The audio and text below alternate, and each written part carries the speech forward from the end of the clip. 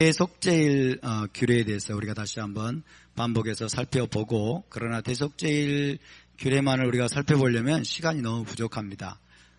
그래서 간략하게 살펴보도록 하겠습니다. 간략하게 살펴보고, 오늘은 수십 년 혹은 수백 년이 지나도 풀리지 않았던 특별한 계시가 풀어지는 날입니다. 그래서 여러분 마지막까지 졸지 마시고 기대하시기 바랍니다. 자, 대속죄일 규례 여러분이 이미 아시고 계신 부분들이 있지만은 다시 한번 신선한 마음으로 우리 함께 살펴보겠습니다. 자, 16장 2절을 함께 읽습니다. 시작. 여호와께서 모세에게 이르시되 내 형 아론에게 이르라. 성소에 휘장한 법궤 위 속죄소 앞에 아무 때나 들어오지 말라. 그리하여 죽지 않도록 하라. 이는 내가 구름 가운데서 속죄소 위에 나타남이니라. 자, 나답과 아비후가 죽은 후에 하나님이 이제 모세를 통해서 아론에게 말씀하십니다. 성소에 휘장한 법궤 위 속죄소 앞에, 그 말은 지성소에, 그 말이죠. 지성소에 아무 때나 들어오지 말라. 그리하여 죽지 않도록 하라. 내가 구름 가운데서 속죄소 위에 나타남이니라. 하나님의 쉐키나의 영광이 속죄소 위에 임하시기 때문에 아무 때나 들어오지 말고 하나님이 정해 주신 한 날에 그날에만 들어오라고 말씀하시면서 이제 대속죄일 규례를 계시하시기 시작합니다. 자, 이 대속죄일이 언제입니까? 티슈리월 10일이 되겠습니다. 7월 10일. 국가적인 회개와 성전 정화의 날이죠. 이스라엘의 국가적인 회개, 그리고 성전 정화, 1년에 한 번 있는 성전 정화의 날이다. 언제가? 대속죄일 티슈리월 10일입니다. 7월 10일. 왜 7월 10일인지 여러분 잘 생각해 보시기 바랍니다. 7월 10일. 7이 뭐예요? 구속의 완성이죠. 그죠? 구속이 완성되는 과정에서 뭐가 필요합니까? 정화가 필요하다는 거예요. 국가적인 회개가 필요하다는 거예요. 민족적인 회개와 민족적인 정화 작업이 필요하다는 것입니다. 이 구속의 완성을 위해서 반드시 해결돼야 될 성결 과제에 대해서 말씀하는 내용으로 볼 수 있습니다. 자, 레위기 11장부터 16장까지 이제 의식상의 정결법 하나님 계속 말씀하고 계시죠. 하나님의 영광이 임한 성소의 거룩함이 죄와 부정함으로 더럽혀지지 않도록 보호하기 위한 것입니다. 이스라엘 공동체를 보호하고 그리고 성전, 성막을 보호하기 위한 것입니다. 이스라엘을 괴롭히게 한 것이 아니고, 이스라엘을 힘들게 하기 위한 것이 아니고, 이스라엘을 고통스럽게 하기 위한 것이 아니라 하나님의 쉐키나의 영광이 이스라엘 공동체 안에 임해 있을 때 어떻게 하면 그 쉐키나의 영광이 이스라엘 공동체에서 떠나지 않게 할 것인가. 성전의 거룩함을 보호하기 위해서, 그리고 쉐키나의 영광이 여러분 이스라엘 진영으로부터 떠나지 않도록 하기 위해서 주신 법임을 믿으시기 바랍니다. 할렐루야. 그래서 하나님이 주신 모든 토라는 축복입니다. 아멘. 하나님이 주신 모든 정결법, 절기법, 모든 토라는 여러분 축복으로 주신 것임을 믿으시기 바랍니다. 자, 사람의 시체와 접촉하면 부정하게 됩니다. 부정한 짐승의 사체와 접촉해도 부정케 됩니다. 출산하게 되면 부정하게 되죠. 의식상으로 문둥병, 유출병 등등으로 인해서 부정하게 된 자는 반드시 타호르, 정결을 회복한 후에야 성막에 들어와서 하나님을 만나고 예배할 수 있다라고 말씀합니다. 성막은 어떤 곳입니까? 생명으로 충만한 곳입니다. 성막은 어떤 곳입니까? 죽음의 그림자조차 발붙일 수 없는 곳입니다. 죽음의 영역과 접촉한 자들, 죄와 죽음의 영역과 접촉해서 의식상 부정케 된 자들은 성막에 들어올 수 있다 없다? 들어올 수 없다는 거예요. 성막에 들어올 수 없다. 일상생활을 하는 데는 문제가 있다 없다? 일상생활 하는 데는 문제가 없을 수 있어요. 다 그런 건 아니지만 상당히 많은 부정함은 일상생활 하는 데는 크게 문제가 없습니다. 그리고 저녁이 지나면, 그리고 물에 여러분 침례를 하게 되면 그 부정함이 다 회복이 됩니다. 그러나 중요한 것은 성막은 지극히 거룩한 곳이에요. 왕의 쉐키나 영광이 거하는 곳이고, 성막은 생명으로 충만한 것이고, 죄와 죽음이 발붙일 수 없는 곳이기 때문에 하나님이 철저하게 이스라엘에게 지금 이것들을 훈련시키는 것입니다. 그래서 성전의 거룩함을 더럽히지 않도록, 하나님의 영광을 함부로 침범하지 않도록, 그래서 하나님의 영광이 이스라엘 공동체 안에서 떠나지 않도록 하기 위한 것입니다. 그래서 하나님이 결국 주시고자 하는 메시지는 뭐냐면 내가 너희와 오랫동안 함께 거하기를 원한다는 것입니다. 할렐루야.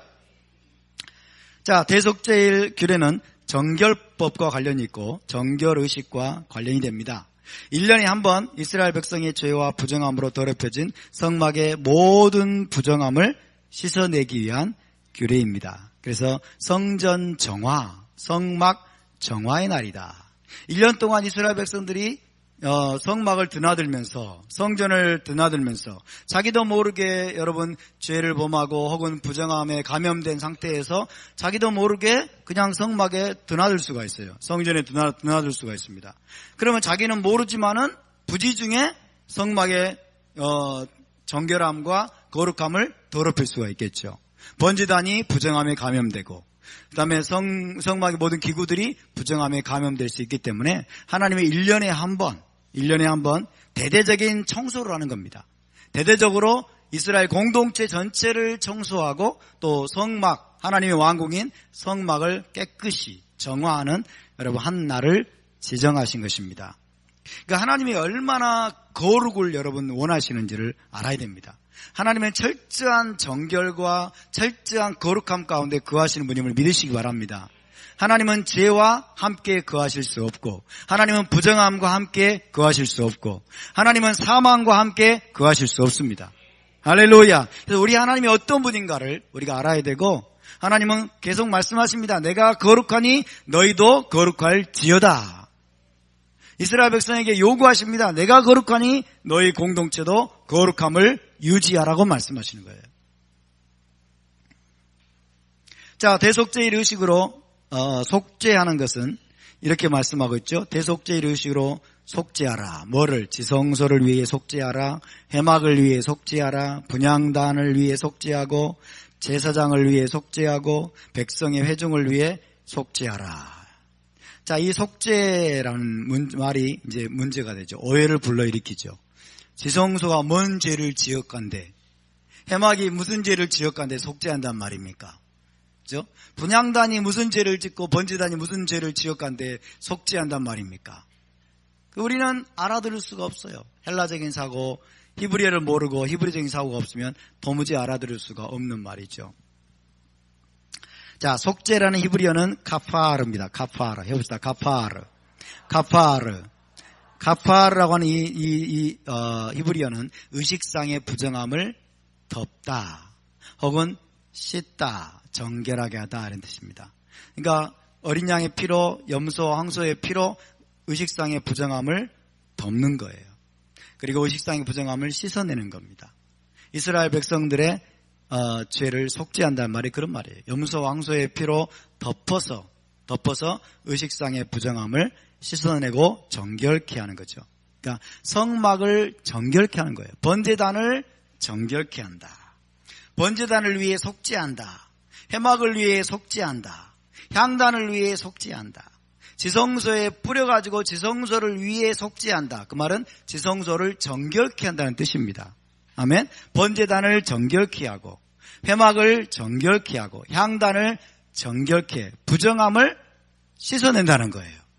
이스라엘 백성의 의식상의 그 부정함에 감염된 것들을 다 씻어내서 성막을 정화시키는, 정결케 하는, 여러분, 그 단어가 바로 카파르예요. 카파르. 따라서 카파르.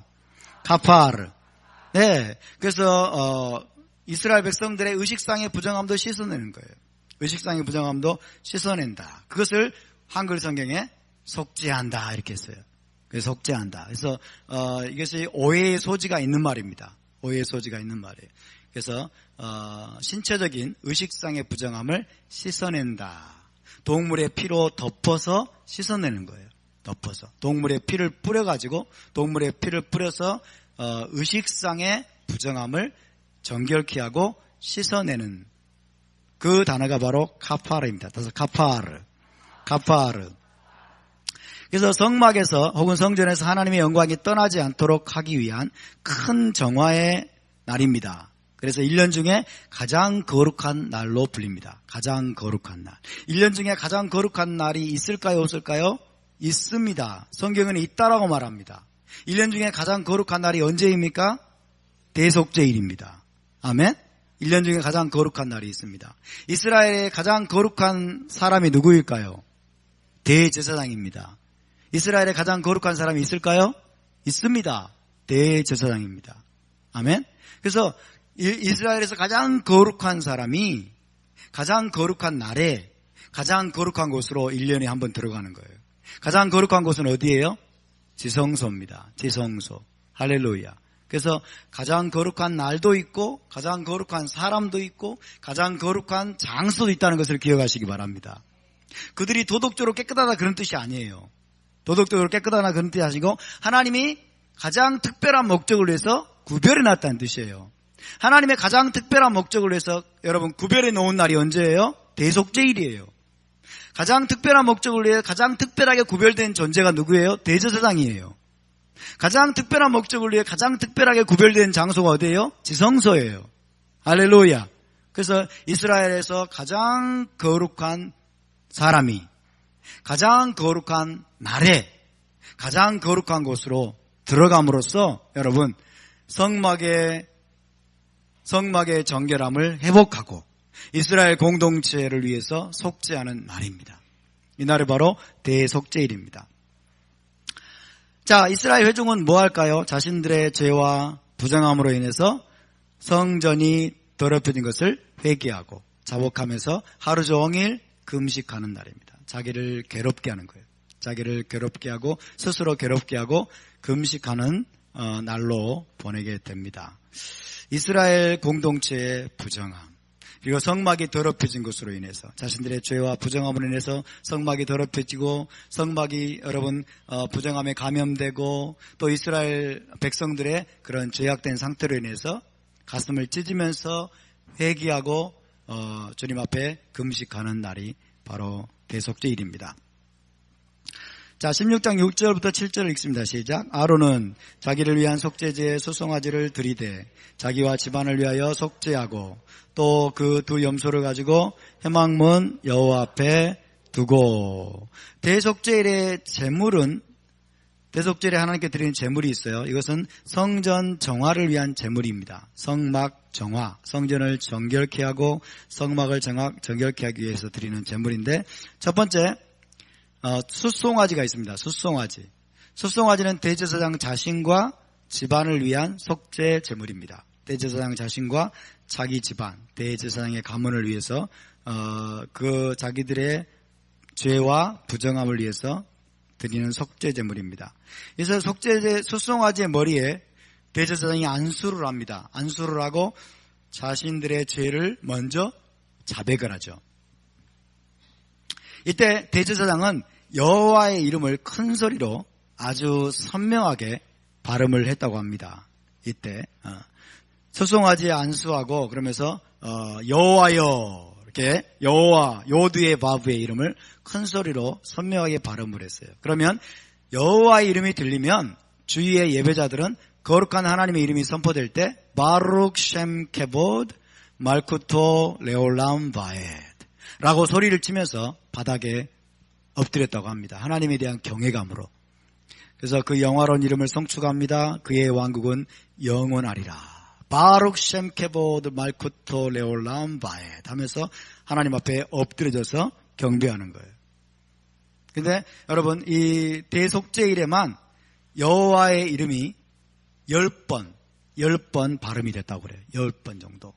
그래서 다른 날은 이 이름을 발음하는 것이 금지됐습니다. 요드의 바브에 이것이 발음하는 게 금지되고 대속죄일에만 대제사장이 10번 여호와의 이름을 분명하게 발음을 냈다고 합니다. 근데 그것이 발음은 될 때마다 이스라엘 백성들은 하나님에 대한 경외감으로 엎드러지는 거예요.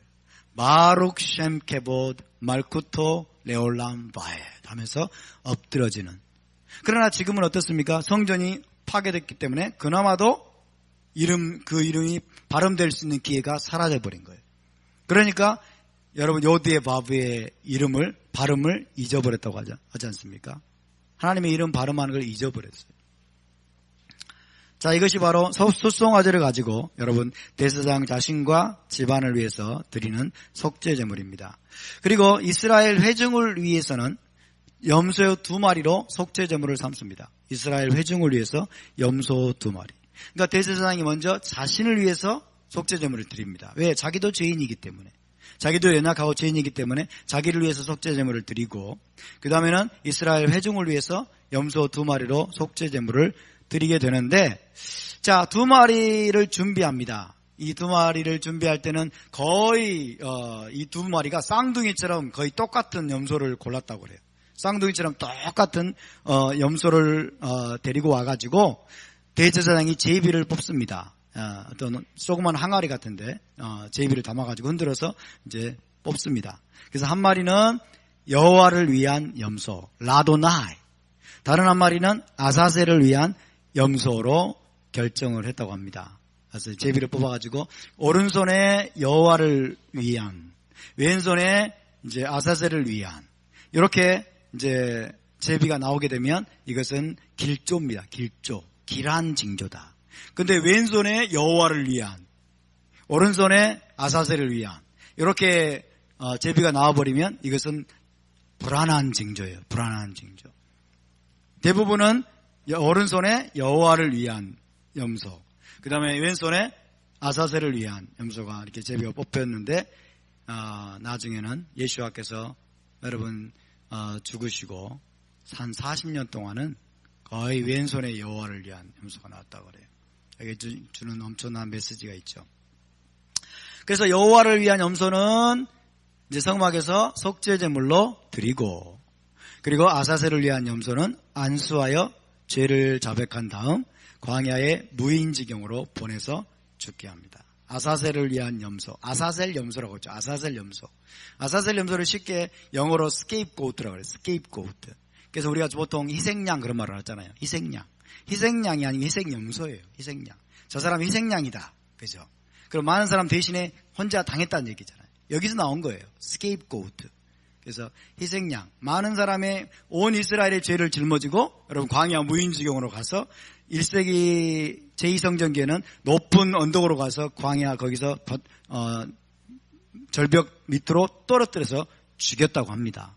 떨어뜨려서 죽어야 됩니다. 안 그러면 돌아다니다가 또 성 안으로 들어와 버리는 일이 벌어지잖아요. 그죠? 광야 무인지경으로 보냈는데 죄를 짊어지고 멀리 떠나가도록 보냈는데 나중에 배에다가 먹을 것이 없으니까 예루살렘 성으로 다시 들어와 버려요. 그런 일이 있었나 봐요. 그래가지고 나중에는 절벽 위로 데리고 올라가가지고 밑으로 떨어뜨려가지고 죽이는 것을 확인했다고 합니다. 이 모든 것들을 누가 명령하셨어요? 하나님이 명령하셨죠. 굉장히 중요한 의미가 있겠죠. 자, 이것은 여러분 영원한 규례로 하나님이 명령하신 것입니다. 16장 29절 함께 있습니다. 너희는 영원히 이 규례를 지킬지니라. 일곱째 달 곧 그 달 10일에 너희는 스스로 괴롭게 하고 아무 일도 하지 말되 번통이든지 거름이든지 그리하라. 영원히 이 규례를 지켜라. 일곱째 달 10일에 스스로 괴롭게 하고, 이것은 히브리적인 이디엄입니다. 관용편으로서 금식하라는 거예요. 스스로 괴롭게 하고 아무 일도 하지 말라. 자, 대속죄일은 영원한 규례로 정하신 여호와의 절기입니다. 그래서 영원한 규례라는 말은 무슨 말이냐면 이스라엘 나라가 대대로 지켜야 될 규례다. 그래서 십자가로 폐해진다는 것은 이것은 불가능한 것이고 토라에 어긋난 사상이죠. 그죠? 하나님이 한번 말씀하신 것을 취소할 수 있나요? 하나님이 한번 말씀하신 것을 취소할 수 없는 분이세요. 그러니까 여러분 대속죄일이 예수와의 희생, 십자가 희생으로 폐해졌다라고 생각하는 것은 하나님께로부터 온 사상일까요? 아닐까요? 하나님께로부터 온 사상이 아니에요. 하나님의 뜻은 여러분 변혁지 아니하십니다. 하나님이 한번 영원한 규례로 말씀하셨는데 여러분 어디 가서 뒤집을 수 없는 것입니다. 날짜는 일곱째 달 10일입니다. 티슈리월 10일 금송아지 숭배한 죄가 사함을 받고 이스라엘에게 두 번째 돌판이 주어진 날이죠. 그러니까 하나님은 대속죄일도 아무 때나 정하지 않으십니다. 아무 때나. 여러분 이스라엘이 첫 번째 돌판을 받고 언약을 깨뜨렸어요. 그죠? 십계명을 받고 언약을 깨뜨렸어요. 모세가 두 번째 산에 올라갔습니다. 올라가가지고 40일 동안 금식하고 하나님으로부터 두 번째 돌판을 받아가지고 내려온 날이 언제예요? 티슈리월 10일입니다. 그날이, 자, 두 번째 돌판을 받아가지고 내려옴으로써 어떤 일이 벌어졌어요? 이스라엘 공동체의 속죄가 확인됐죠. 확정이 된 날이에요. 그러니까 첫 번째 속죄일로 여러분 이해되는 날입니다. 모세가 티슈로 10일 날 두 번째 돌판을 받아가지고 내려와서 이스라엘 공동체의 속죄를 확정한 날이에요. 그러니까 하나님은 그날 이스라엘의 국가적인 회개의 날로 정하시고 그 다음에 성전 정화의 날로 정하신 겁니다. 이것이 매년 민족적인 속죄의 날입니다. 그래서 이 날은 성회로 여호와께 희생제사를 드리는 날이다. 여호와께 예배를 드리고 희생제사를 드리는 날입니다. 이 날은 안식일 중에 안식일이라고 불립니다. 안식일 중에 안식일이다. 샤바트 하샤바톤, 샤바트 샤바톤이라 안식일 중에 안식일이다. 9일 저녁부터 10일 저녁까지 스스로 괴롭게 하고 금식하면서 안식하는 겁니다. 안식한단 말은 아무 일도 하지 않는 거예요. 세상적인 일들, 육적인 일들, 돈 버는 일들, 이런 일들을 하지 아니하는 것이죠. 하나님의 목적에 집중하는 날이라는 거예요. 그래서 죄를 자백하고 회개하는데 온전히 집중하는 날입니다. 이스라엘 민족의 속죄를 위해서. 자, 우리가 여러분 예수와를 믿는 저와 여러분 어떻게 이 속죄를 지켜야 되겠습니까? 물론 첫 번째 우리는 예수와로 인한 속죄를 기념해야 될 것입니다. 아멘. 예수와로 말미암아서 여러분 속죄가 이미 이루어졌음을 믿으시기 바랍니다. 그러나 지금도 유대인 공동체, 온 이스라엘 공동체의 속죄가 아직 확정되지 않았어요. 그래서 온 이스라엘의 속죄를 위해서, 유대인 공동체, 온 이스라엘의 속죄를 위해서 우리가 함께 중보하고 또 저와 여러분의 개인적인 모든 여러분 죄들을 하나님 앞에 회개하는 그런 시간으로 보내야 될 줄로 믿습니다. 23장 28절 29절을 함께 읽습니다. 이날에는 어떤 일도 하지 말 것은 너희를 위하여 너희 하나님 여호와 앞에 속죄할 속죄일이 됨이니라. 이날에 스스로 괴롭게 하지 아니하는 자는 그 백성 중에서 끊어질 것이라. 스스로 괴롭게 하라는 거예요. 자기의 죄 때문에.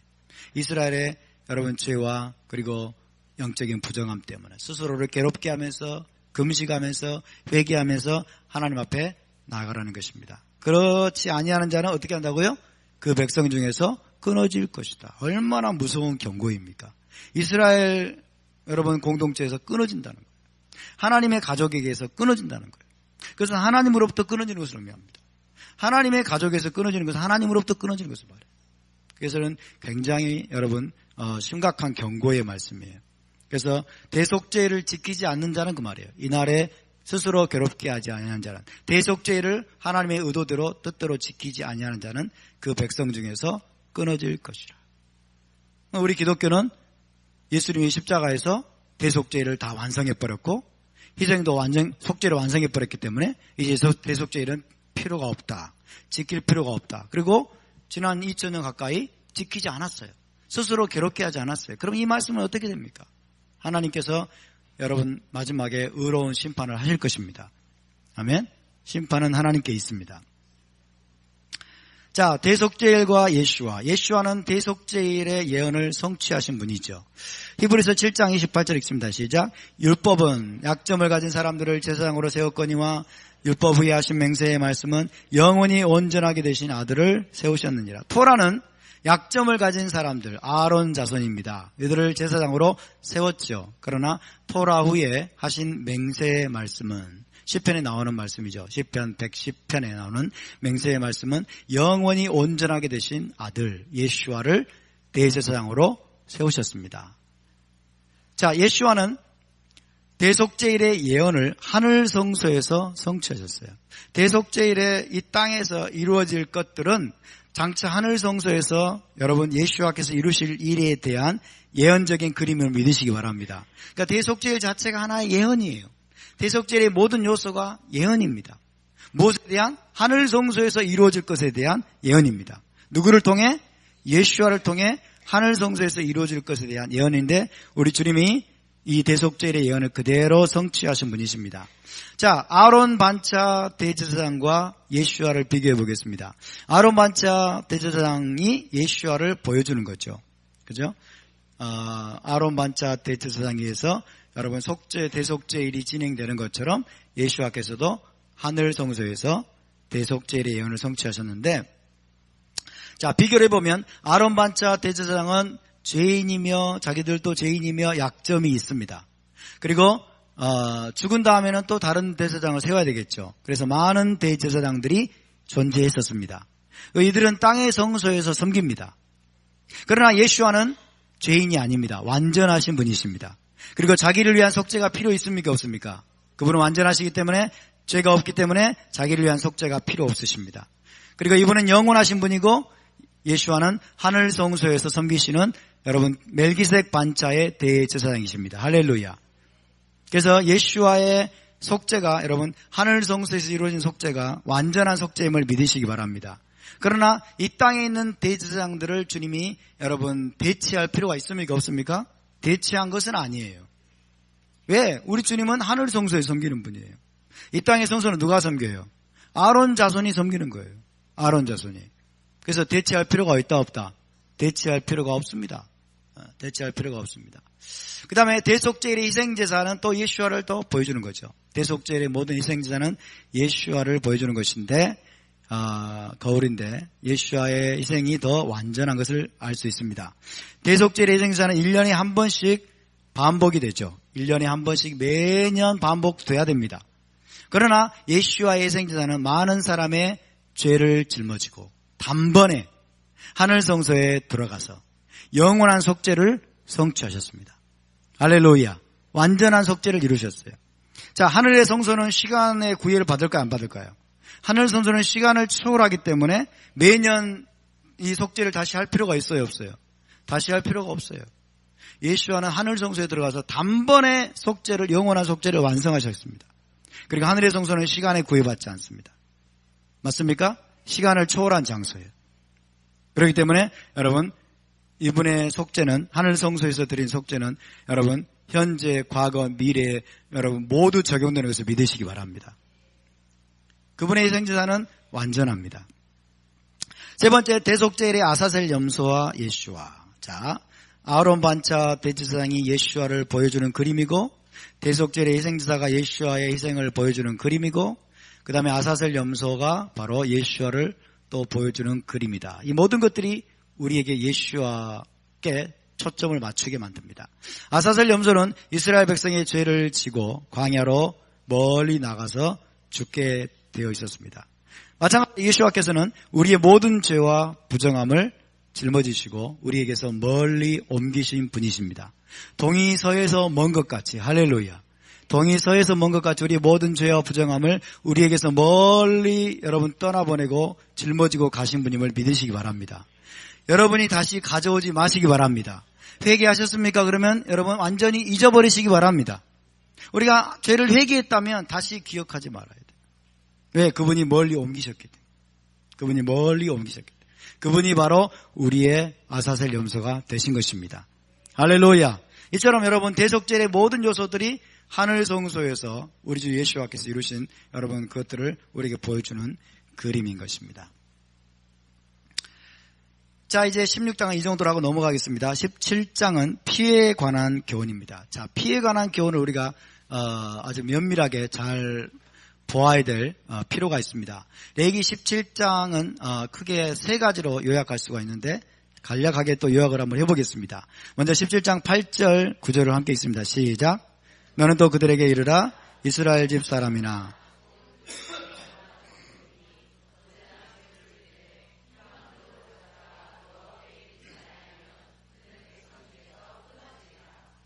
네, 이스라엘 집 사람이나 혹은 그들 중에 거류하는 거류민이 번제나 제물을 드리되 회막문으로 가져다가 여호와께 드리지 아니하면 그는 백성 중에서 끊어지리라. 번제나 모든 희생 제물을 어디에서? 성막 안으로 혹은 성전 안으로 가져와서 드리지 않으면 어떻게 된다고요? 백성 중에서 끊어질 것이다. 이것이 여러분 17장에서 하나님이 분명하게 계시하고 있는 것입니다. 그래서 모든 제물은 모든 피의 희생제사는 회막에서 잡아서 하나님께 드려야 된다고 규정하고 있습니다. 성전에서. 그래서 피의 희생제사는 어디서 드린다? 성전에서만 드릴 수 있다. 하나님이 제한하십니다.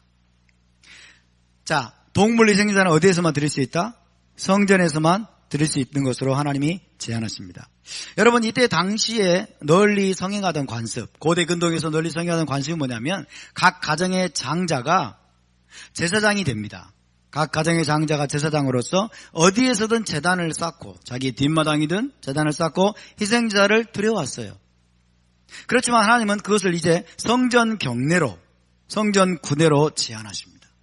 그리고 이때 이후로 모든 희생자는 성전에서만 드리게 되었습니다. 유대인들은 이것을 굉장히 정확하게 잘 이해하고 있습니다. 그런데 우리 이방인 신자들은 이걸 잘 모르고 토라 지켜야 한다고 말하면 뭐라고 그래요? 그러면 동물 희생자도 드릴 거야? 이러는 거예요. 토라를 너무 모르는 무지에서 나온 말이죠. 토라에 따르면 동물 희생자는 어디에서만? 성전에서만. 그죠? 성전에서만. 지금 성전이 있습니까? 없습니까? 없습니다.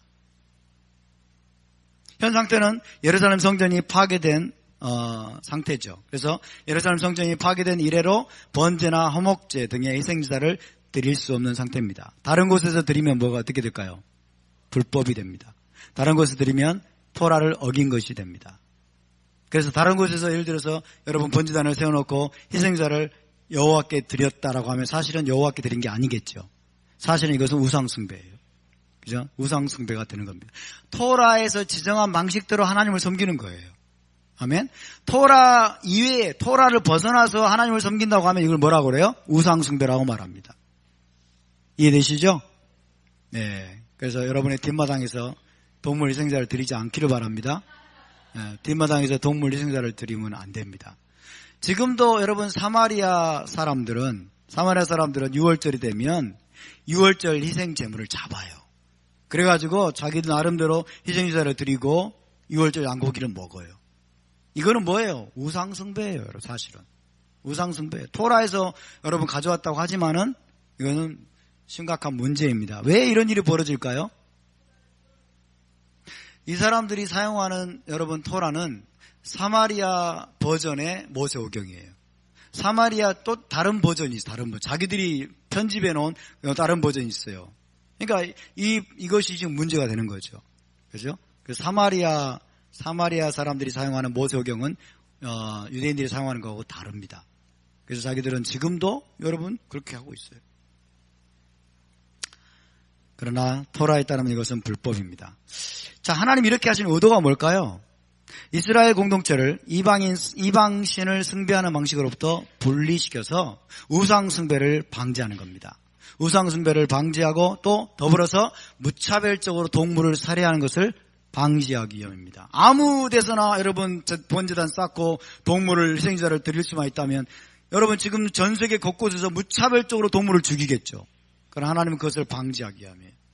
그리고 이교도들이 아무 데서나 여러분 번제를 드리고 막 희생자를 드렸는데 하나님을 믿는 백성은 그것과 다르다는 거예요.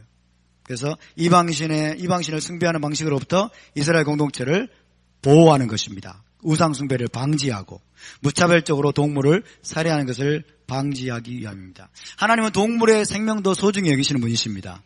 아멘. 동물의 생명도 소중히 여기시는 분. 그러나 동물의 생명보다는 사람의 생명을 더욱더 소중히 여기시는 분이시죠. 그러나 하나님은 식용으로는 도살을 허용하셨어요. 식용으로는. 성전 밖에서는 코셔 동물의 식용 도살만 허용하십니다. 코셔 동물, 그것도 먹기 위해서, 코셔 동물을 먹기 위해서는 성전으로 안 가져와도 된다라고 말씀하셨어요. 그래서 제물로 드릴 것은 어디에서만? 제물로 드릴 것은 성전에서만. 식용으로 먹으려고 도살하는 것은 자기가 있는 곳에서 어디든지 도살할 수 있다라고 하나님이 말씀하셨어요. 신명기 12장 21절 함께 있습니다. 시작. 여호와께서 자기 이름을 두시려고 택하신 곳이 내게서 멀거든 너는 소와 양을 잡아 내 각성에서 내가 마음에 원하는 모든 것을 먹되. 그죠? 예루살렘이 너무 멀어요. 예루살렘이 너무 머니까 갈릴리에 있는 사람들은 고기가 먹고 싶어요. 소와 양을 소고기, 양고기를 먹고 싶으면 어떻게 되겠어요? 예루살렘 성전까지 가가지고 잡아가지고 화목제를 드리고 거기서 나온 고기를 먹어야 되겠습니까? 그러면 도대체 1년에 몇 번이나 고기를 먹으라고.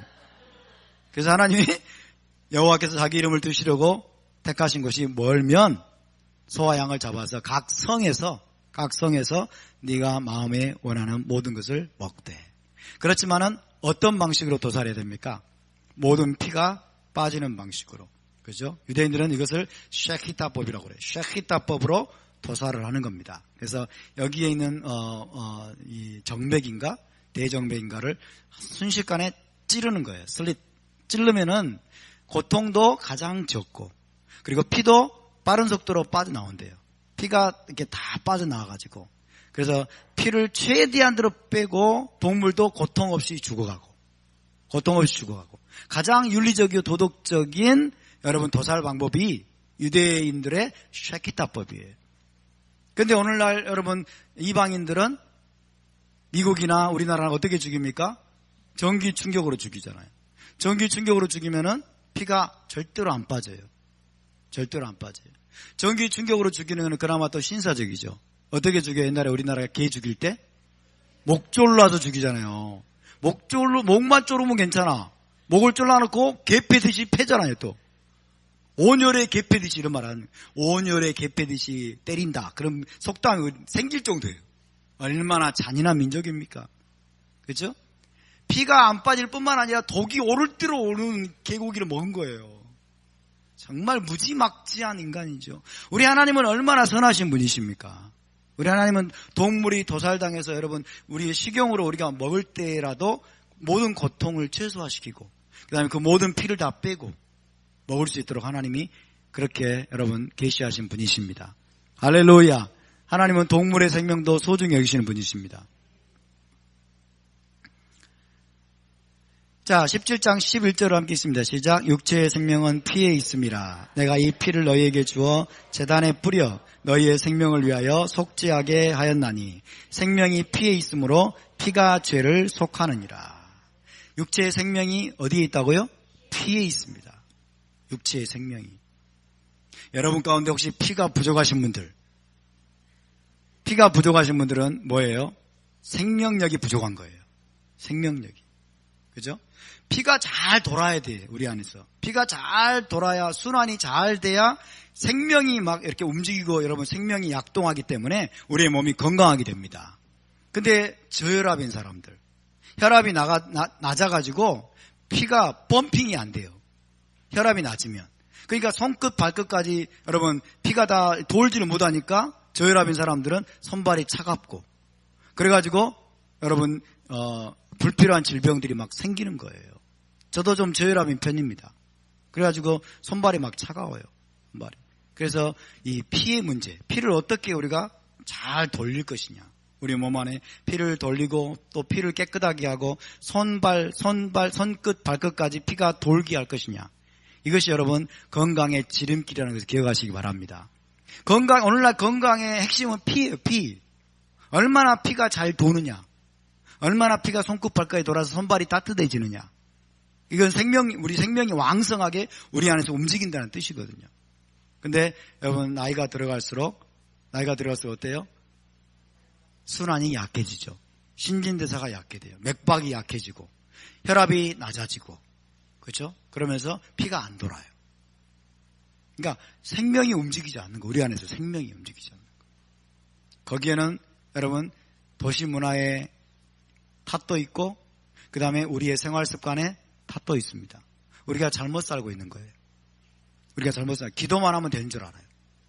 우리 지금까지 기도만 뜨겁게 하면은 주님이 주신 사역에 집중하고, 기도만 뜨겁게 하고, 찬양만 열심히 하고, 그러면 내 건강은 주님이 책임져 주시겠지. 그런 경우는 극히 드뭅니다. 있습니다. 없다고 말할 수는 없어요. 이게 헬라적인 사고예요. 헬라적인 사고. 그래서 나는 수십 년 동안 사역에 집중하고, 나는 열심히 기도하고 찬양하고 막 주님을 쫓아가고 막 예배하는데 막 많은 노력을 집중하고 그랬는데 세상에 내가 덜컥 암이 걸려요? 그러면 하나님을 원망하기 시작하죠. 그죠? 여러분 피를 열심히 돌리시길 바랍니다. 아멘. 피를 열심히 돌려야 돼요. 신진대사가 왕성해질 수 있는 여러분 생활 습관을 기르시길 바랍니다. 지금 제가 무슨 얘기하고 있어요? 토라 강의하고 있어요. 아멘? 토라 강의하고 있어요. 그러니까 지금 성경 말씀을 이것만 듣지 마시고 지금 제 이야기를 잘 들으시기 바랍니다. 특별히 운동 안 하시는 분들, 육체의 여러분 생활 패턴을, 건강한 생활 패턴으로 살지 않고 있는 분들, 오늘 귀담아 들으셔야 돼요. 하나님의 창조의 섭리대로, 창조의 원리대로 살지 않고 있는 분들, 생활을 거꾸로 하는 분들, 낮과 밤이 바뀐 분들, 이런 분들은 잘 들으셔야 돼요. 하나님의 창조의 원리와 질서를 어기면서 여러분 거꾸로 살면서 운동 안 하고 안 움직이면서 주님 나 건강하게 해주세요. 이것은 여러분 사실은 하나님을 이상한 분으로 만드는 거예요. 뭐하고 똑같은지 아세요? 하루에 3끼 밥 먹지 않고 한 끼만 먹고 주님 나 배고프지 않게 해주세요. 이거하고 똑같은 거예요. 한 끼만 먹어도 주님 당신의 특별한 은혜가 내게 임해가지고 나 한 끼만 먹어도 배고프지 않게 주시옵소서. 믿습니다. 네 믿음대로 될지어다. 이런 것들이 헬라적인 사고예요. 하나님을 이상한 분으로 만들지 마세요. 아멘? 하나님을 이상한 분으로 만들면 안 됩니다. 틈만 나면 또 금식하는 분들이 있어요. 틈만 나면 금식. 그리고 조금 문제가 더 심해지면 40일 금식 들어가 버리고 뭐 이런 분들이 계세요. 성경에 어디에 금식하라고 그랬어요? 성경에 어디에 그럴 때마다 금식하라고 그랬습니까? 여러분 금식은 비상시하는 거예요. 비상시 진짜로 국가적인 비상시. 그리고 토라에서 지정한 금식 날은 딱 하루입니다. 딱 하루, 대속제일 하루예요. 그러니까 우리가 지금까지 그동안 여러분 전통 기독교 헬라적인 사고에서 잘못 배운 것들을 빨리빨리 고칠수록 여러분 빨리빨리 회복될 겁니다. 아멘. 빨리빨리 고치고 빨리빨리 회복할 수 있기를 바랍니다. 우리 교회 여러분 새벽기도 열심히 오랫동안 해왔는데 새벽기도 이건 하나님의 창조 섭령은 상당히 안 맞아요. 제가 이 설교자들은 4시 반 혹은 4시에 일어난 경우도 있어요. 4시에 일어나가지고 어떻게 되냐면요, 설교할 내용을 살펴보고 이러다가 이제 설교 끝나면은 이제 어떻게 되냐면 가서 픽 쓰러져 자요. 이게 건강에 치명적이에요. 저 같은 경우는 새벽에 일어나가지고 한 바퀴 이제 차량 운행 한 바퀴 돌고 나서 새벽 5시 반에 새벽기도 하는데 지금 우리 교회 오신 분들이 행복한 분들이 새벽기도 나오라고 말 안 하니까. 새벽에 5시 반에 설교하면 또 히브리 관점으로 설교하면 배경 설명이 얼마나 깁니까? 그죠? 그러다 보니까 6시 40분, 50분까지 설교를 하는 거예요. 새벽에는 대부분 또 졸고 있거든요. 대부분 졸고 있으니까 목소리도 또 높아져요. 막 목소리 소리를 지르고 막 그렇게 됩니다. 지금은 소리 지르는 거 아니에요. 이 정도는. 대부분 졸고 있으니까 새벽에 막 목이 터져라고 하니까 제 목이 완전히 가버렸어요. 목이 완전히 가버리고 늘 하루 종일 비실비실 피곤해가지고 쩔어있고. 이게 뭐예요? 창조주의 섭리대로 질서대로 원리대로 안 사니까 그래요. 그리고 기도하는 거예요. 기도하면 될 줄 알고. 근데 죄송합니다만 안 됩니다. 그리고 히브리적인 사고로 계속 넘어오면서 결단을 한 거예요. 결단을 한 거예요. 그래서 새벽 기도를 없애버렸습니다. 할렐루야. 새벽 기도를 없애버렸어요. 가는 곳마다 저는 제 친구 목사들한테 새벽 기도 하지 말라고 그래요. 왜 이렇게 죽으려고 그래요? 새벽 기도 하면서 죽으려고 그래요. 막 힘들어 죽으려고 그러고. 근데 실제로 보면은 성도들이 몇 명이나 나오나? 그러면은 글쎄 한두 명 이렇게 한두 명 나오는 그 사람들 때문에 여러분 그렇게 종교적으로 매여가지고 그러고 있는 거예요. 뭐 하는 짓인지 몰라요. 성경적인 근거가 없는 것들인데 유대인들은 새벽기도 안 합니다. 물론 통구협약에서는 계속 기도가 계속됩니다만은 미국 목회자들은 새벽기도 안 합니다. 대한민국만 하는 새벽에 정화수 떠놓고 비나이다 하는 습관이 교회 안에 그대로 들어온 거예요. 여러분 이 새벽기도 안 하면 큰일 날 줄 알고 제가 우리 그래서 신학교 다닐 때 새벽에 6시 일어나가지고 새벽기도 하라고 그러거든요. 신학교 때. 그러면 막 밤늦게 새벽 2시, 3시에 자고 막 일어나가지고 그 안 나가면 또 채플카드 내야 되니까 안 나가야 되잖아요. 어떤 놈이 새벽기도 만들어가지고 우리 이렇게 괴롭히노. 그건 뒤에 옆에 있는 애가 그래요. 예수님이 만들때.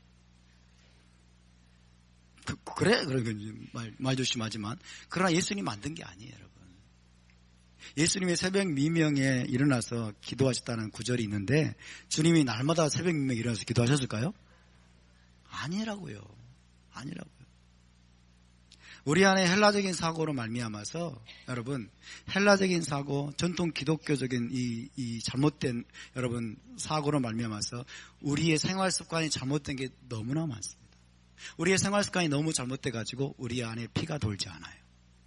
피가 돌지 않고 신진대사가 약해지고 손발이 차가워지고 몸의 균형 이거 깨지고 그러면서 면역력이 악화되면서 여러분 온갖 피곤함이 시달리고 질병이 그리고 뭐 이런 것들이 우리를 괴롭히는 경우가 많은데 기도만 하면 다 될 줄 알고 생각하는 이런 잘못된 생각들, 이런 것들을 버려야 됩니다. 따라서 피에 생명이 있습니다. 아멘. 피에 생명이 있어요. 하나님이 여기서 여러분 생명이 피에 있기 때문에 피가 죄를 속한다라고 말씀하시면서 피의 유일한 용도를 말씀하고 계세요. 피의 유일한 용도는 제단에 뿌려서 속죄하는 용도로 하나님이 구별하셨습니다. 제단에 뿌려서 속죄하는 용도로, 제단에 뿌려서 죄를 사한다라고 말씀하셨어요. 자, 이것이 하나님의 규례입니다. 육체의 생명은 피에 있기 때문에 피를 흘리게 하는 것은 곧 생명을 죽이는 것이다. 육체의 생명이 피에 있기 때문에 피를 흘리게 하는 것은 생명을 죽이는 것이다. 그래서 여러분 제단에다가 피를 뿌려 드리는 것은 곧 생명을 희생하여 드리는 것과 같다는 거예요. 제단에 피를 뿌리는 것은 생명을 드리는 것입니다. 아멘. 제단에 피를 뿌리는 것은 생명을 드리는 것이다. 그래서 제단에 뿌려서 생명을 드림으로써 속죄하는 용도로 하나님이 구별해 놓으셨습니다. 자, 원칙, 하나님의 원칙 첫 번째, 피가 죄를 속한다. 따라서 피가 죄를 속한다. 피가 죄를 속한다. 자, 죄를 범하면 그 죄로 인해서 반드시 피가 흘려져야 된다는 것입니다. 죄를 범하면 그 죄로 인해서 반드시 피가 흘려져야 된다. 그 말은 피가 흘려진다는 말은 죽어야 된다는 거예요. 피가 흘려져야 된다. 죽어야 된다. 이것은 하나님의 철저한 공의를 이야기하고 있는 것입니다. 죄를 범하면 피가 흘려져야 된다. 그래서 그 피가 흘려지는 것이 바로 죽음을 의미하기 때문에 그 생명의 죽음을 요구합니다. 죄의 삭은 사망이요. 죄인은 반드시 죽어야 됩니다. 피가 흘려져야 됩니다. 이것이 하나님의 철저한 공의입니다. 그러나 하나님의 원칙 두 번째입니다. 동물의 피로 사람의 죄를 사한다. 동물의 피로 사람의 죄를 사한다. 어디에서?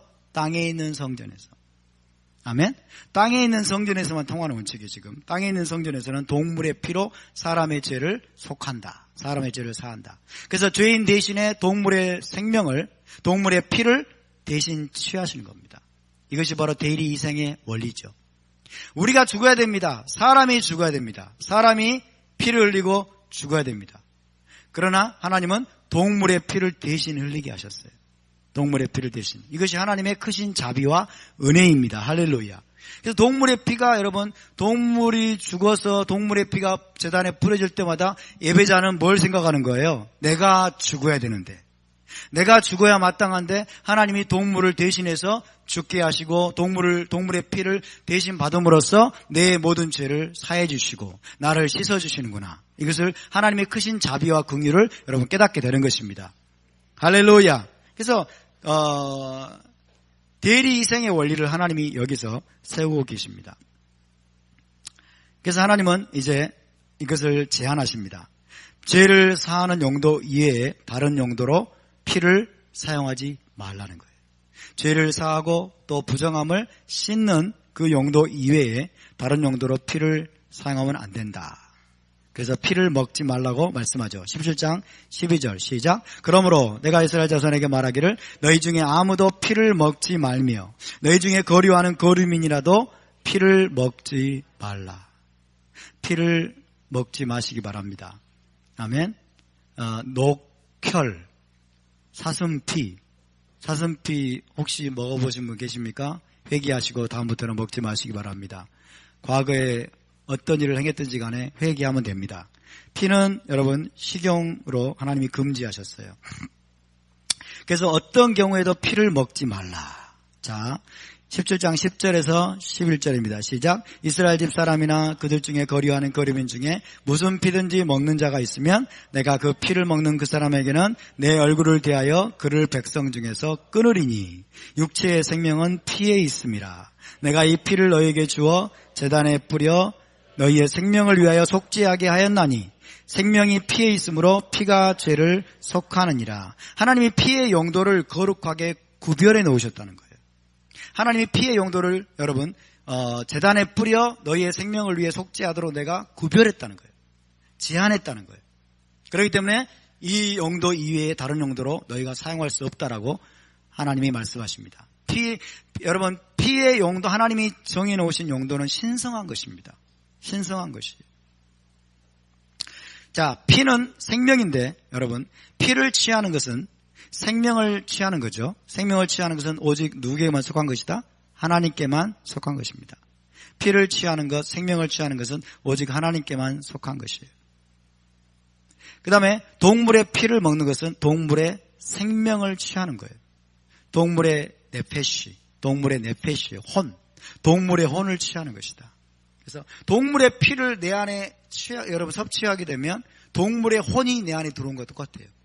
동물의 혼이 내 안에 들어온다고 하는 것은 우리의 생명을 동물의 수준으로 격화시키는 거예요.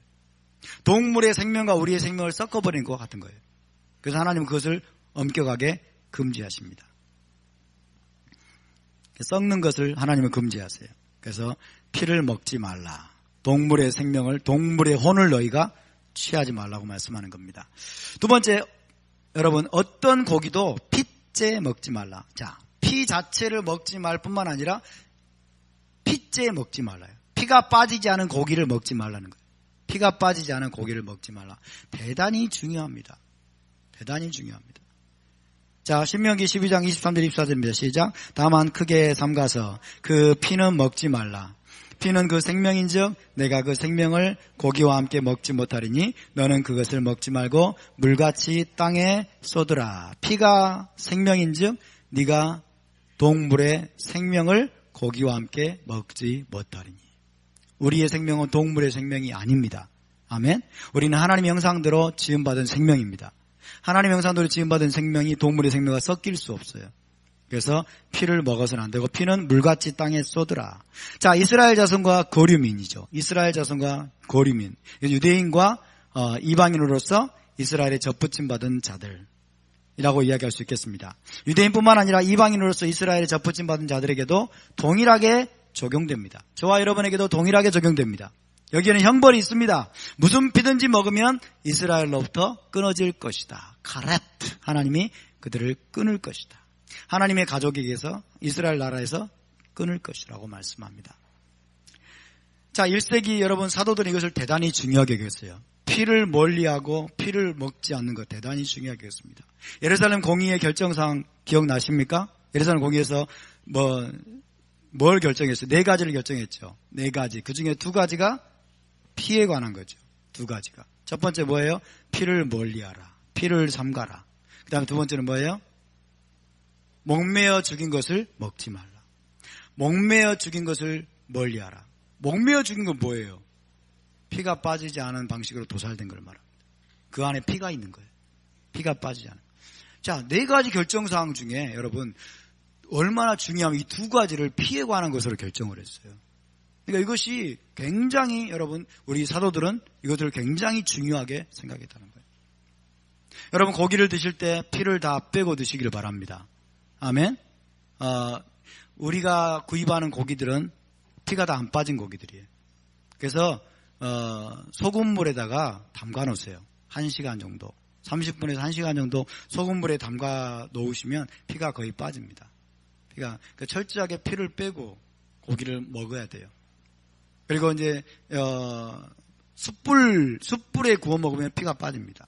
숯불에 구워 먹으면 그런 것들을 좀 우리가 잘 알아가지고 하나님이 이것을 중요하게 여기시기 때문에 저와 여러분도 중요하게 여겨야 될 줄로 믿습니다. 왜? 피에 생명이 있다니까요.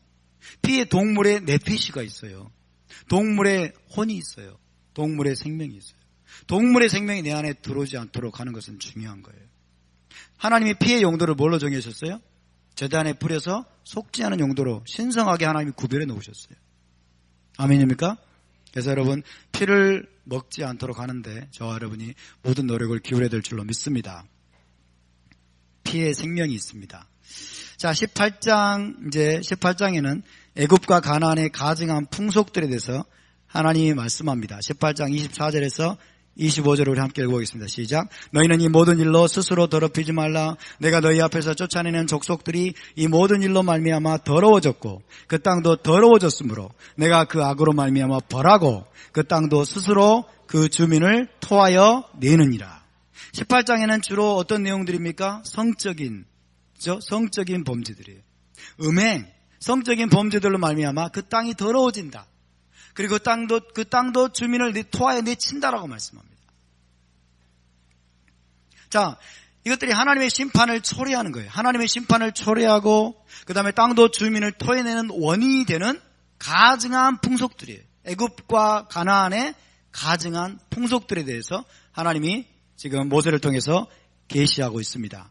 자, 가나안 7족속 족속은 하나님께 저주받은 족속이에요. 하나님께 저주받은 족속으로서 이스라엘 자손에게 그들을 진멸하라고 명하십니다.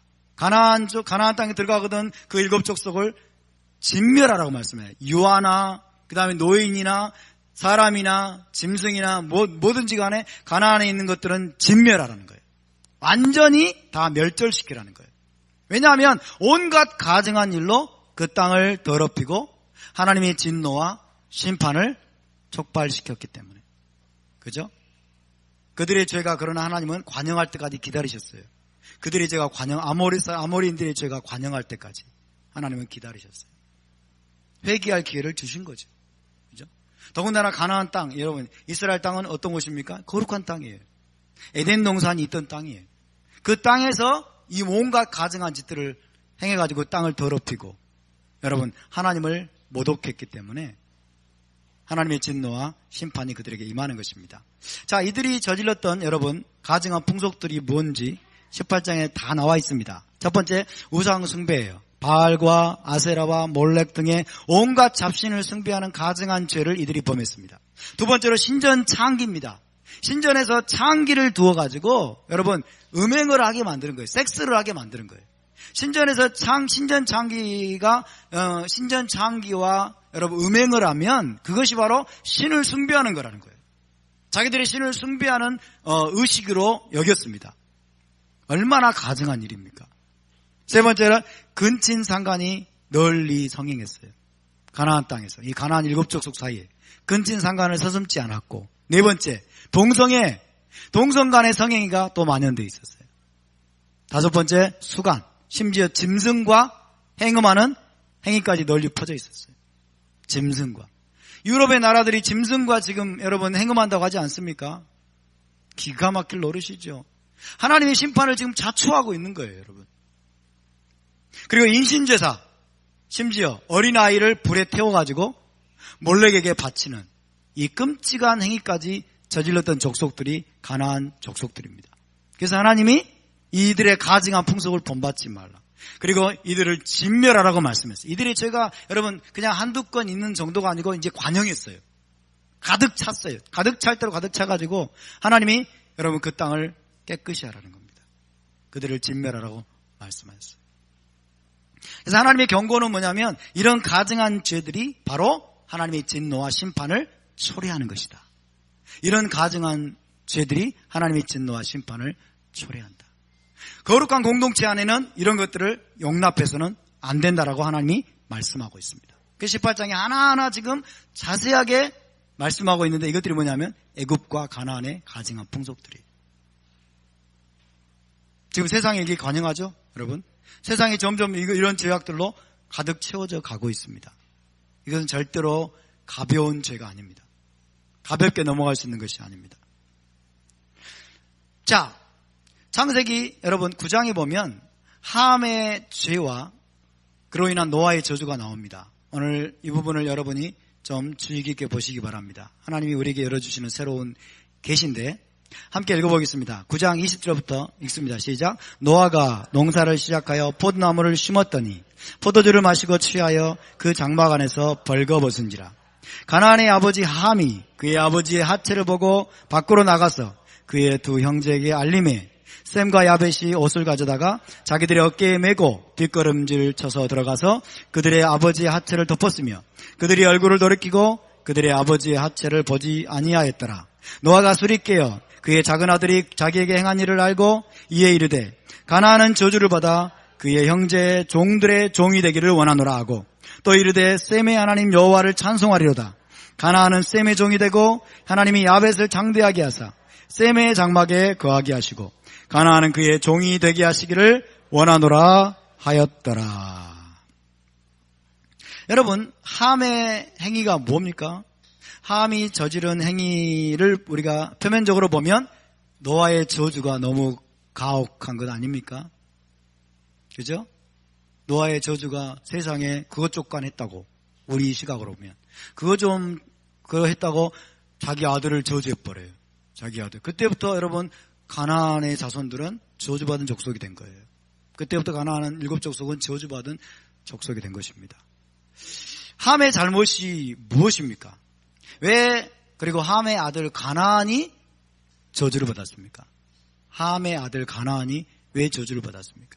자, 하나씩 좀 자세하게 살펴보도록 하겠습니다. 먼저 다시 한번 9장 21절에서 23절을 읽습니다. 시작. 포도주를 마시고 취하여 그 장막 안에서 벌거벗은지라 가나안의 아버지 함이 그의 아버지의 하체를 보고 그의 두 형제에게 알림해 셈과 야벳이 그들의 아버지의 하체를 덮었으며 그들의 얼굴을 돌이키고 그들의 아버지의 하체를 보지 아니하였더라.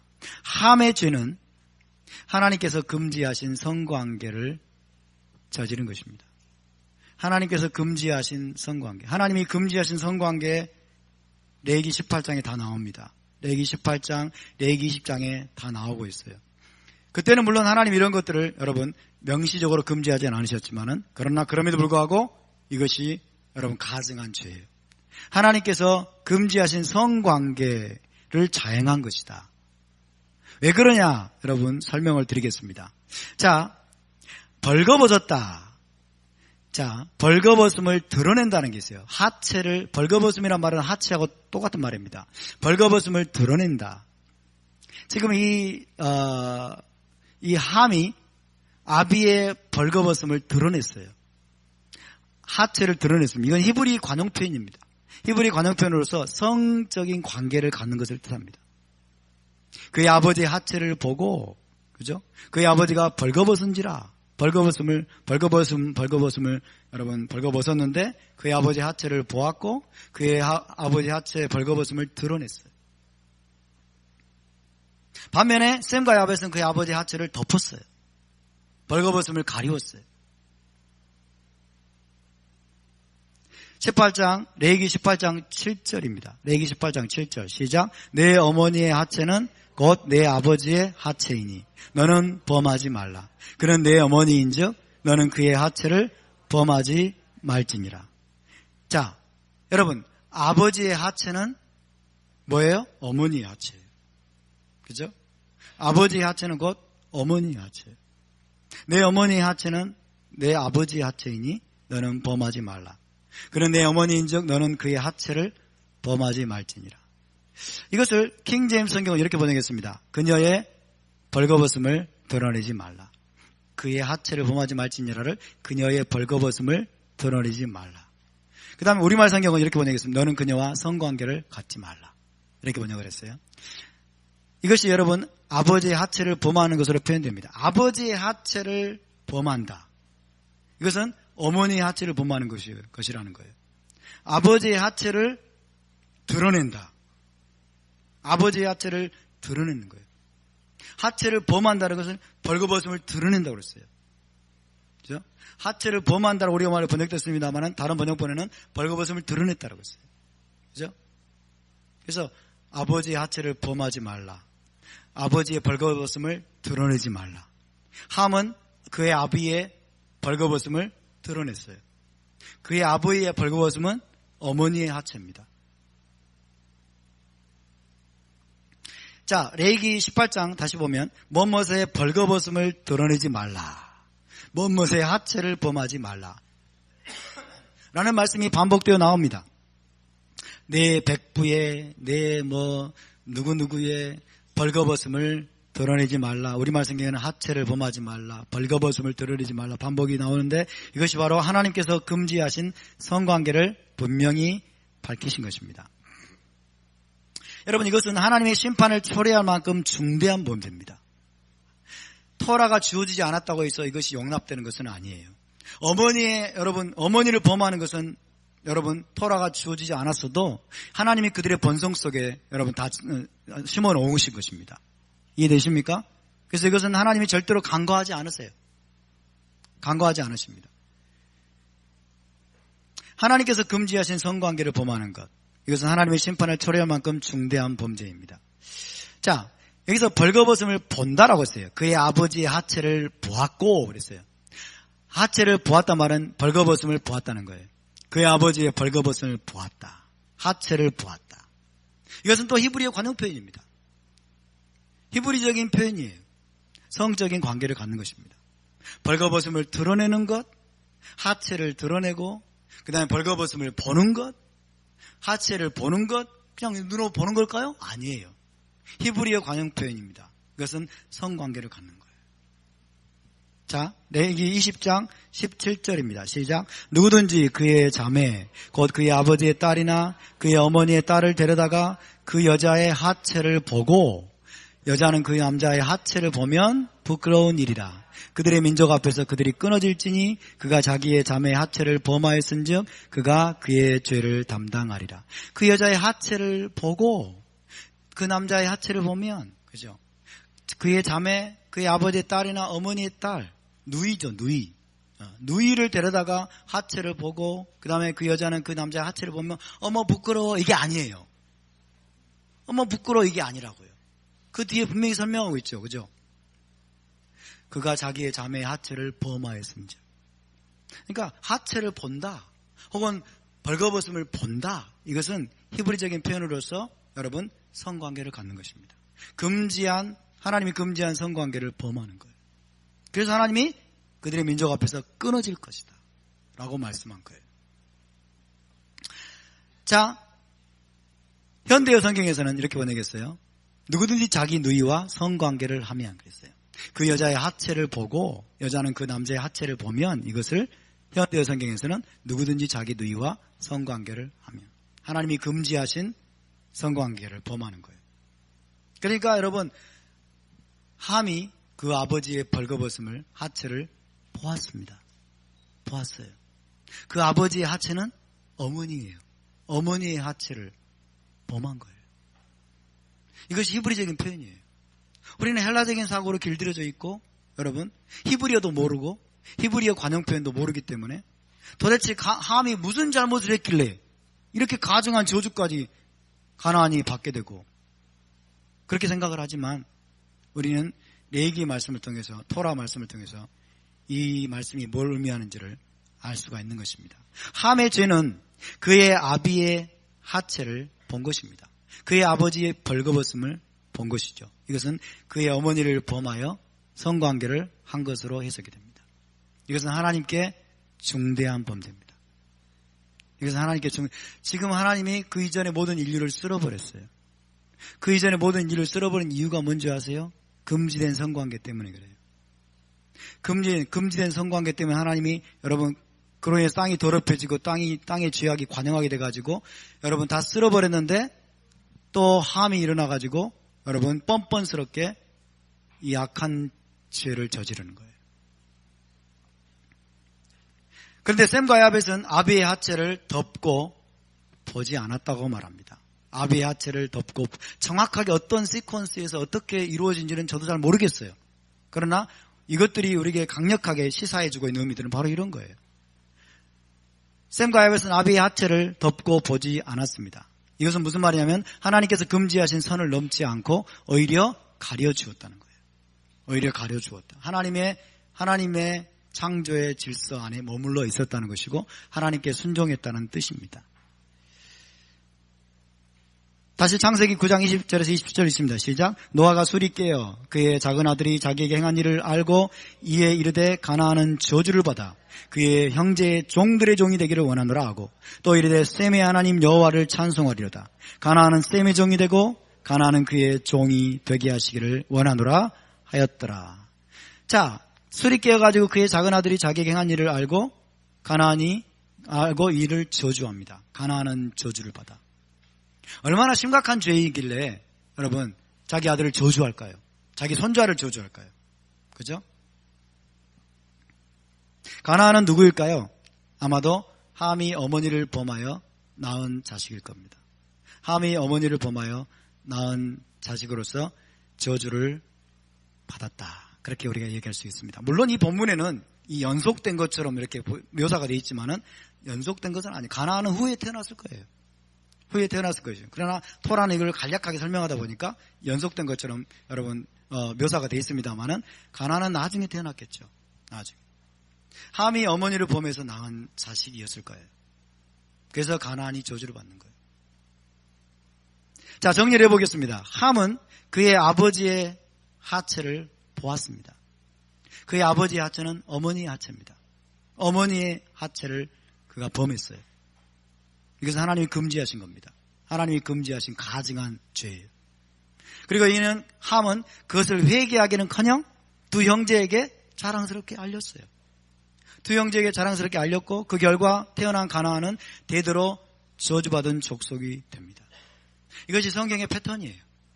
토라는 이것을 우리에게 계속해서 반복해서 이야기해주고 있습니다. 땅에 저주가 임하고 땅에 심판이 임하는 원인, 이런 것들이 바로 하나님이 금지하신 여러분 성관계로 말미암은 것임을 계속해서 말씀하고 있어요. 창세기 19장에도 동일한 여러분 비슷한 사건이 나오죠.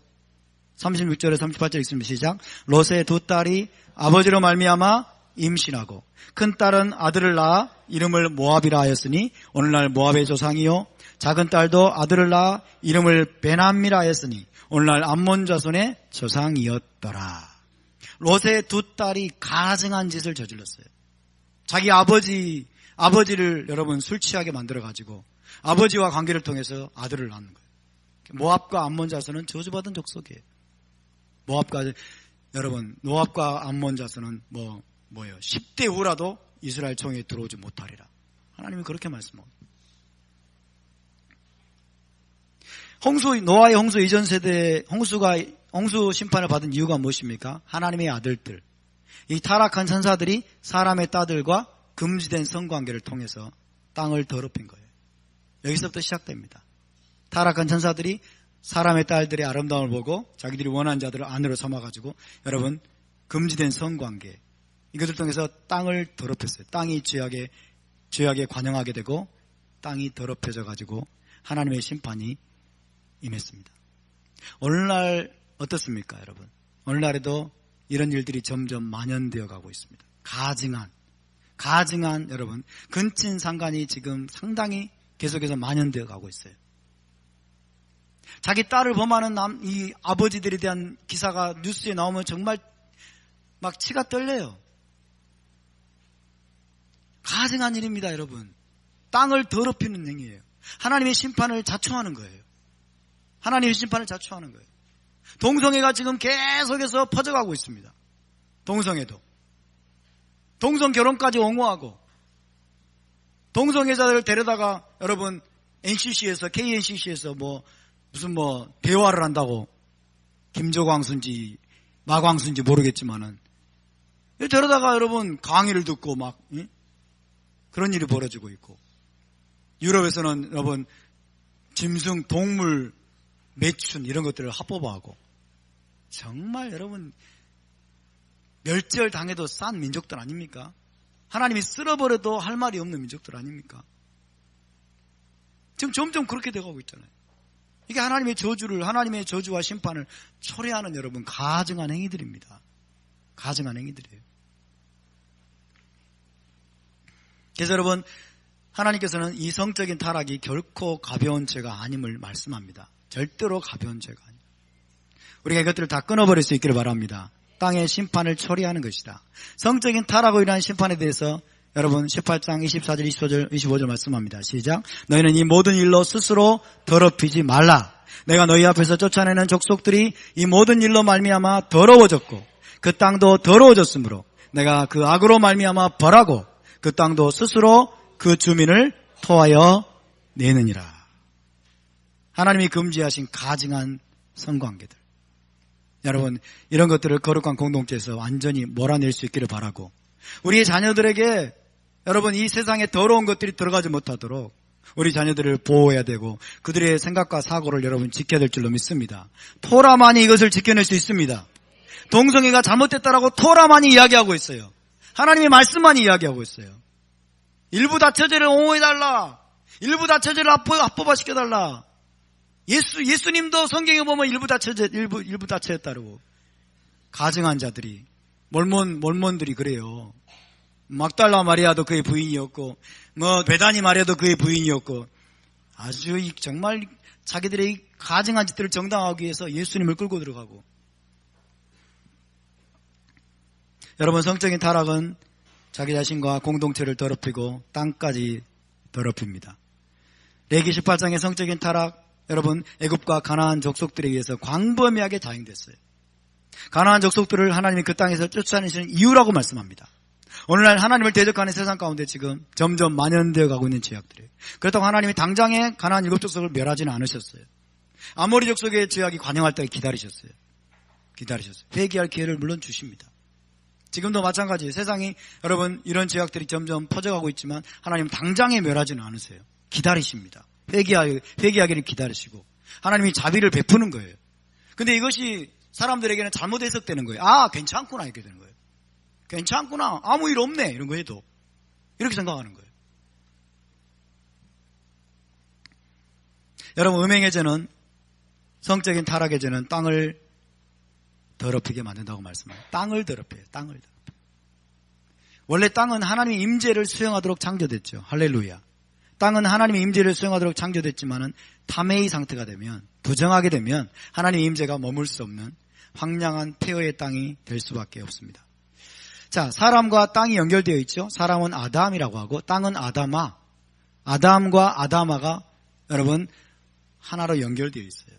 사람이 땅의 흙으로 지어졌기 때문에 아담과 아담아는 서로 연결된 공동의 운명체입니다. 공동의 운명체예요, 여러분. 그래서 성적인 죄를 비롯해서 사람의 모든 죄는 땅을 더럽히고 땅을 파괴하는 것입니다. 그래서 땅이 토하여 내친다. 하나님이 저주를 하시고 하나님이 심판을 하는 측면도 있지만 동시에 땅이 토해서 내친다라고 말씀해요. 땅이, 이 더러운 것을 땅이 견딜 수가 없는 거예요. 땅을 파괴하고 땅을 더럽히는 것이기 때문에. 그래서 여러분, 하나님은 우리에게 이렇게 명령하십니다. 이스라엘이여, 이런 가증한 일에 하나도 행하지 말라. 이런 가증한 일에 하나도 너희 거룩한 공동체 안에 발붙이지 못하게 하라. 저와 여러분이 영적이고 도덕적이고 성적인 거룩함을 지켜나갈 수 있기를 바랍니다. 아멘. 이스라엘 공동체의 거룩함이, 교회의 거룩함이 여러분 지켜지고 유지될 수 있기를 바랍니다. 할렐루야. 자, 우리 함께 일어나서 기도하도록 하겠습니다.